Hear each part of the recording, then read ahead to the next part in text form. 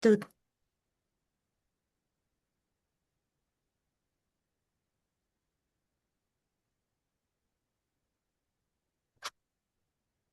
Vamos a hablar el tema hoy día, el tema de la reforma agraria.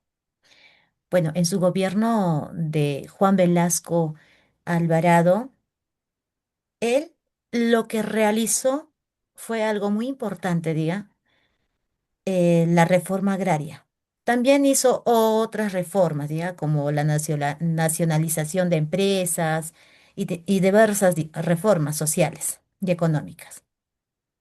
Pero en esto que era tan importante porque en ese tiempo solo los hacendados tenían tierras grandes. ¿Y qué hacían? Los campesinos trabajaban en sus tierras y no eran bien pagados, no tenían un terreno, o sea, vivían a dispensas del hacendado, o sea, del jefe, ¿ya? Todavía yo he escuchado una pequeña historia que decía, pues, mis abuelos, que todavía trabajaban ahí dentro y comían, día, junto con la oveja, vivían junto con los animales, vivían y no tenían, pues, un espacio específico como ahora tienen.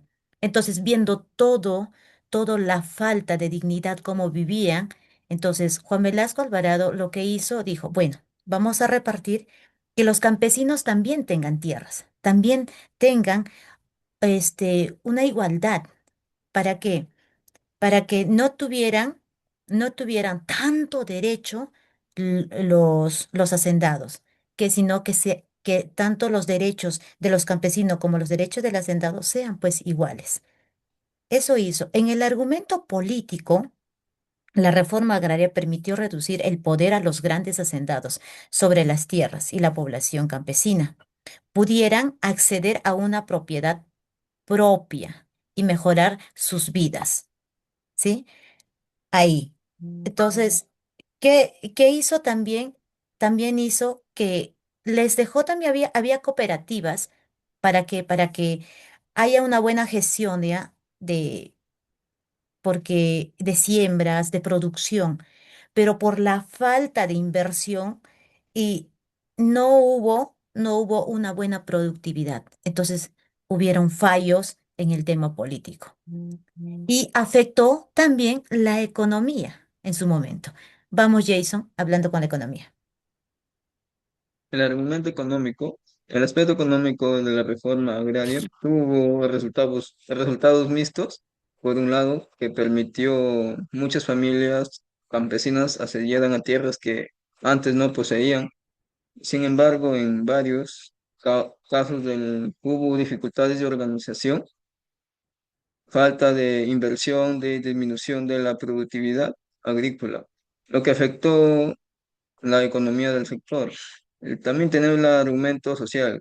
El aspecto social de reforma agraria fue muy importante porque buscó terminar con las desigualdades existentes en el campo. Muchos campesinos dejaron de trabajar para los hacendados y pudieron convertirse en propietarios y miembros de cooperativas. Esto contribuyó a mejorar su dignidad y el reconocimiento dentro de la sociedad peruana. En conclusión, considero que la reforma agraria fue un proceso importante en la historia del Perú porque buscó corregir las desigualdades que existían en el campo. Gracias a esta medida, miles de campesinos tuvieron acceso a tierras y se redujo el poder que presentaban los grandes hacendados. Además, la reforma agraria permitió que muchos sectores de la población rural obtuvieran un mayor reconocimiento de sus derechos y una participación más activa en la sociedad. Esto contribuyó a cambios sociales que aún tienen influencia en el Perú actualmente. Sin embargo, también es importante reconocer que la reforma enfrentó muchas dificultades económicas debido a problemas de organización, financiamiento y la productividad. Por ello, sus resultados no fueron completamente positivos en todos los aspectos. Finalmente, considero que a pesar de sus limitaciones, la reforma agraria representó un paso significativo hacia una sociedad más equitativa y dejó enseñanzas importantes sobre la necesidad de combinar justicia social con una adecuada planificación económica. Gracias. Aquí hay una frase muy bonita que dice, campesino, el patrón ya no comerá más de tu pobreza. Muchísimas gracias.